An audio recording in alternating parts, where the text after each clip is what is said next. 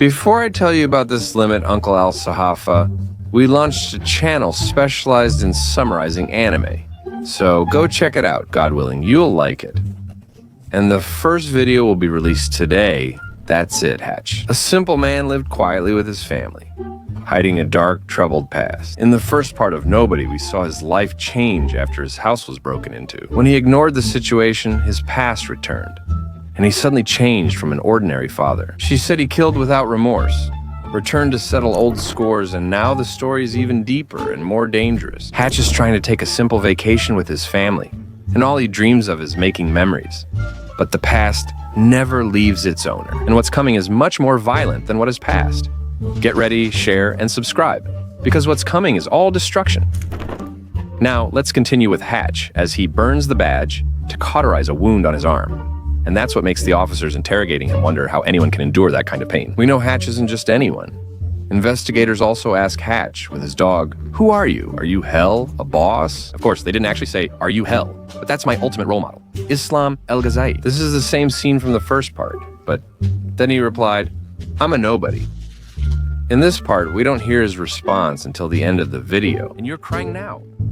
Let's flash back to Hatch enjoying life with his wife, son, and daughter in their cozy home. Afternoon, I saw Basic behind him. I mean, he buries the body he just killed like it's nothing.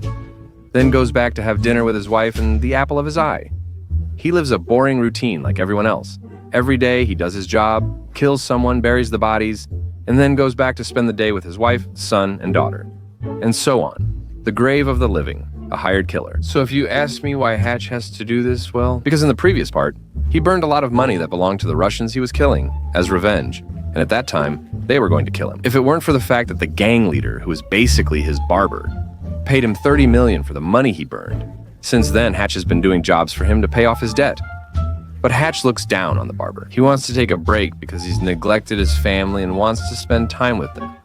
Take them to the coast, have lunch, and get closer, since he barely knows more than their names, which he can hardly remember. The barber, being his friend, agrees and wishes him luck on his time off, since he can't take a vacation himself. Killing is his nature. He leads in it, and sadly, his friends are prone to betrayal.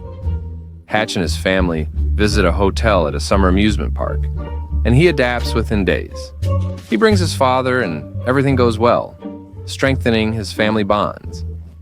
But while they're in the arcade, Hatch's son accidentally glances at a girl, so her friend comes over and asks him, "What's wrong with you? Why are you staring?" Hatch's son gets punched, starting a fight until a security guard intervenes and tries to kick out Hatch and his family. Hatch is already at his limit. He wants to hit him, but his wife calms him and says, "God, let me leave safely." Hatch stays quiet and leaves to avoid trouble for his family. As he's leaving, he sees the security guard harassing his daughter. After his family leaves, he returns and beats up the guard to teach him a lesson. Soon, everyone in the arcade joins the fight, turning it into a chaotic action scene with punches flying everywhere. The Beast in Hatch appears, but his wife Becca isn't afraid. She asks, "Hatch, how's the baby? When will he wake up?" He and his son Brady adopted the name after the incident. Hatch goes to the sheriff's office and meets Wyatt Martin, who speaks to him. He says, "Your son Brady hit mine, and you don't know who I am. My father's proud your son is from this village, so there's no authority after that? On the day your mother dies, Vanish apologizes and asks for forgiveness. Wyatt gives him a suspicious look and tells him to leave the station. Afterward, Officer Aben, who dislikes Hatch, orders another officer to gather the forces and remove Hatch and his family. It's clear what happens to Hatch and his family the next day. They are playing at the amusement park when Hatch notices officers filming them everywhere and realizes what's happening. Realizing his family's in danger, he puts them on a boat but leaves at the last moment to confront the officers. On the dock, they corner him in a boat, but before attacking, the boat's crew arrives. Hatch and the officers, unaware they're about to be killed, must sit quietly and not interfere. Hatch tells them he's not a threat, just on vacation with his family. They laugh and all attack him. After a back-and-forth fight, Hatch defeats them but loses his pinky finger to a sharp injury, nearly slicing it off. Hatch! He calls his brother, saying the village isn't as nice as when they came with their father. His brother laughs, saying their father was on a mission, not a trip, and the village chief is a woman. His name is White Mart. He leads a gang that makes and sells large amounts of drugs, using this hotel as a front. They want to eliminate Hatch before he finds out and exposes their operation. Hatch calls the barber to explain his problem. The barber says White is just a puppet. He can't escape the big boss's control due to debt, just like Hatch owes the barber. The boss, Landina, will make Hatch suffer if he approaches her. The barber warned that if Hatch causes trouble, Landina might even harm his family, so it's best to stay away. Hatch goes to the gang's headquarters. He tries to get them to leave him alone by threatening to blow up the whole place with gasoline and the lighter he has, since he's standing next to explosive materials. He'll release them if they leave him and his family alone. Otherwise, none will go unharmed. And indeed, Officer Kabil agrees and tells him to leave the place, and that he'll leave him alone. Then Hatch leaves the place. They kidnap White's son to threaten White because he told Landina he wants to stop working with him since he'll pay off his debt.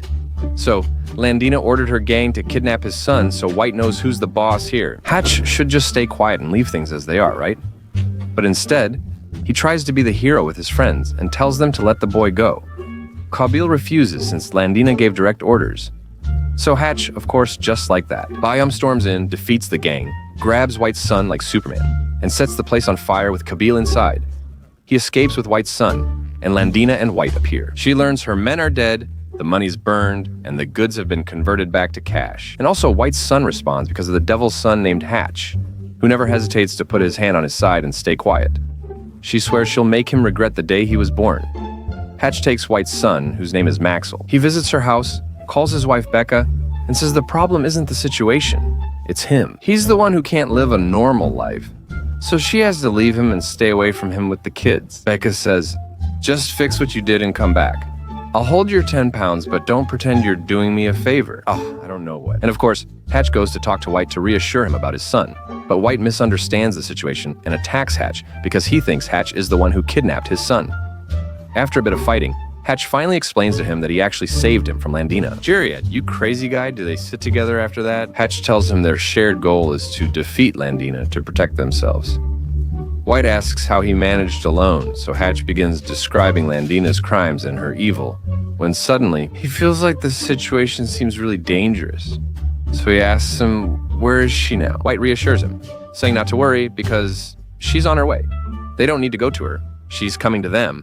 The plan is now for her to come behind them. So they're going to set a trap for her at the amusement park, so they can be ready for her. And at that moment, they pull out their weapons from under their coats and wait for her at the amusement park. He learns that Harry, Hachi's brother, came to help and get him out of trouble. Hachi, Hate, Harry, and his father set traps at the amusement park to prepare for Dardina, who brings her forces there.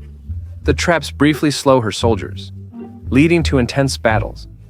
With White's help, Hachi defeats all of Dardina's soldiers in a Home Alone style, making them ride the park rides. As for Harry, he goes to protect the house where Hachi's family is, because Dardina had sent soldiers to kill them. But Harry does his duty and takes care of them with his katana sword. Key point: Dardina gets so frustrated with Hachi that she confronts him herself, but logically, Hachi can't be beaten. Suddenly, a man wants to take on a woman, thinking one woman can defeat him. I mean, yes, she wants to show off at first. Mitino steps up because she can handle the challenge directly. She's strong like him. Plus, the movie's best friend wants to promote his feminism campaign, so the woman must face the woman. Bika saves Hachi from Nadina using her own logic, strikes Nadina hard, and the entire amusement park explodes with Nadina and her men. Hachi and Bika jump into the pool to avoid harm, and, after getting rid of Nadina, can finally live in peace. At that moment, we return to the interrogation scene that started the movie, and we see that Hachi wasn't alone with the dog, but Bika was with him during the interrogation, and then she answers the question, "Who are you?" She says, "Family." Then a call from investigators forces them to release Bika and Hachi, and the movie ends with Hachi feeling happy. After making the memories he wanted with his family, he leaves, taking them with him. That's your story, friends. The tale ends here.